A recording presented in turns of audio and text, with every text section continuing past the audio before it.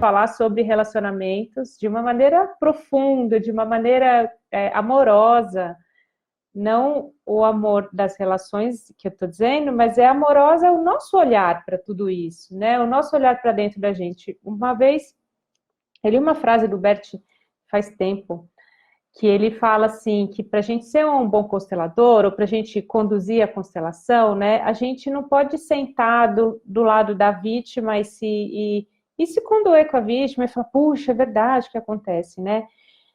A gente precisa estar nessa distância para entender o que se passa, mas é um entendimento cheio de amor. Na verdade, a gente vai buscar a fonte do amor. Existe sempre uma fonte de amor por detrás de todos os emaranhados, de todas as questões. A gente só não consegue, às vezes, enxergar, porque ela está tão profunda, ela está tão escondida, com tanta dor, tanto desequilíbrio, né? Tantos emaranhados, e aí a gente não consegue enxergar onde está o amor atrás. E se a gente, né, entra nesse papel de procurar onde está o amor, o que acontece para que todas essas situações aconteçam, né? A gente pode ter um outro olhar, né? E o olhar do constelador é esse, é procurar o amor. Bom, para falar de relacionamentos, é muito importante a gente falar sobre equilíbrio de troca, né? Talvez o tema mais, talvez a ordem do amor que a gente vai mais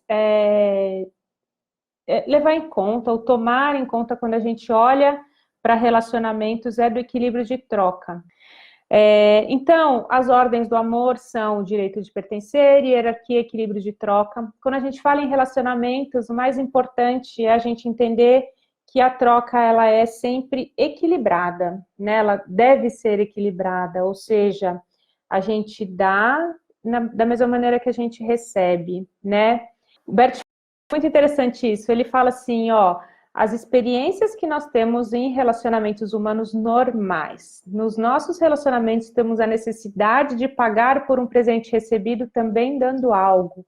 Isso fica tão claro quando a gente fala, né, essas palavras, e é interessante que eu fui ler esse texto hoje para uma outra coisa e ele acabou ficando aqui. É tão interessante quando a gente fala isso, né, a gente recebe um presente e a gente quer dar algo em troca. E no fundo é isso mesmo, né? A gente se sente credor e devedor. Isso é estar na vida. Isso é estar no jogo da relação, estar no jogo da vida. A gente fala, né, esse termo também dentro da constelação, que é eu me sinto credor, depois eu me sinto devedor. Eu dou, depois eu recebo. Num relacionamento, essa troca ela precisa ser equilibrada, no sentido de que eu dou na mesma medida que eu recebo. Se eu dou muito mais do que o outro, eu posso me colocar num papel que não é o papel do lado, de estar ao lado. Então, eu posso me colocar no papel de pai, de mãe, e o outro num papel de filho, se a gente mantém esse desequilíbrio assim. O que causa, às vezes, alguns rompimentos, o que causa, às vezes, algumas relações não completas, é porque a gente está com um desequilíbrio grande. Então, um olha o outro como filho, como pai, né, como mãe, e esse desequilíbrio gera uma relação não completa. Relacionamento são dois adultos.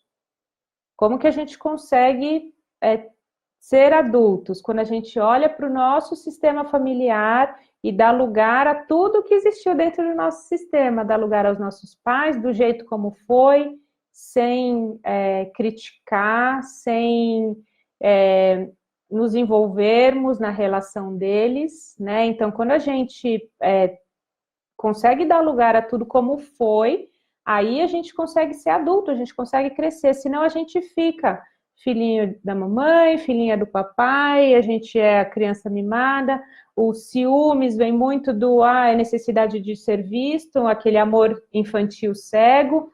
Então, são diversas desordens que nós mesmos causamos porque a gente não está no papel de adulto, a gente não consegue crescer, né, e realmente sentir que a gente tem esse lugar, né, de adulto dentro do relacionamento, tá? Então, o mais importante como eu estou dizendo, né, é essa questão do equilíbrio de troca, quando a gente olha para os relacionamentos, tá bom? A troca equilibrada é a gente sentir que a gente está dando na mesma medida. Então, eu contribuo com o que eu posso, com o que eu tenho, e o outro contribui com o que ele pode, com o que ele tem.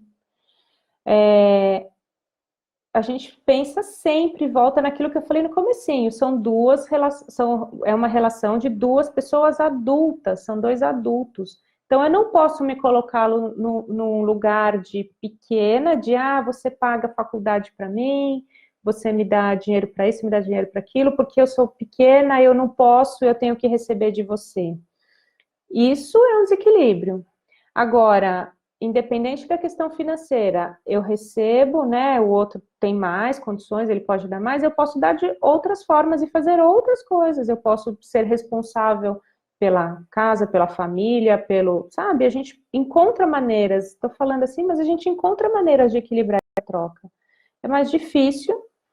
Que o Bert fala, ele é bem taxativo também sobre a questão do marido pagar a faculdade, de pagar, sabe, dar ensino, isso é realmente um desequilíbrio grande, porque ele fala que isso é papel dos pais, e quando eu cresço, eu posso fazer isso por mim mesmo, não o marido. Então, se eu tenho desejo de estudar algo que eu não tive condição ainda, então eu vou atrás para eu conseguir pagar meus estudos, não peço para o marido. Isso, aí, se eu faço isso aí, realmente eu me coloco no lugar de filha e o marido de pai. Né? Se a gente desequilibra a troca, ou acontece isso, né, no nosso inconsciente, eu faço algo para prejudicar o outro e aí eu tento baixar o outro, então tá lá, eu dei mais, né, e o outro deu menos e não quer dar na mesma medida, então a troca se desequilibrou. O que eu faço? Eu tô aqui, eu posso fugir, eu fujo desse relacionamento. Por quê? Porque quem tá aqui tá dando muito, eu tenho que dar na mesma medida, eu tenho que procurar um equilíbrio nessa troca. Com essa troca desequilibrada, a gente provoca com que os outros fujam, né? Então a gente dá realmente na mesma medida. A base, a raiz de tudo é o relacionamento com os nossos pais. E quando a gente fala do relacionamento com os nossos pais, não é só sobre a gente receber a vida deles e ser grata, mas a gente saber que a gente se relaciona com a vida da maneira que a gente recebe deles, né? Então, os nossos pais têm a ver com prosperidade, têm a ver com carreira, com dinheiro, têm a ver com relacionamento. Então, como a gente volta e começa a enxergar o todo? É a gente enxergar primeiro os nossos pais, enxergar que os nossos pais fizeram o melhor que eles podiam com tudo que eles tinham. Procura a fonte do amor por trás. Poxa, mas meu pai me maltratou, minha mãe me maltratou e tal. Procura a fonte de amor por trás. Existe uma fonte de amor por trás. Um amor que fez com que você nascesse, né? Um amor que permitiu que você nascesse. E o amor, né, que eles também sentiram, ou que às vezes eles não tiveram ou não sentiram, por isso eles não puderam dar. Né? Então, quando a gente começa a enxergar e entender nossos pais como pessoas normais, né, que fizeram o melhor que eles podiam com o que eles tinham no cenário, com os emaranhamentos que eles tinham, a gente consegue, então, agradecer por tudo que foi, como foi, da maneira que foi, tá? Então, a chave, talvez, para tudo é sempre o relacionamento com os nossos pais. Porque quando a gente olha para o relacionamento com os pais, a gente entende tudo, como foi, aí é a chave realmente para a vida, né? Tem um livro muito interessante, chama Onde Estão as Moedas, que é do Juan Garriga Bacardi. Tem um conto, o conto chama Onde Estão as Moedas. É muito difícil, se vocês tiverem a chance de ler esse livro, acho que você até encontra em PDF na internet. E ele é muito claro, muito bonito, muito simples, mas a gente consegue realmente entender, né, o papel dos pais na nossa vida, em como a gente se relaciona com tudo e com todos, tá bom? Beijo, gente. Tchau, tchau.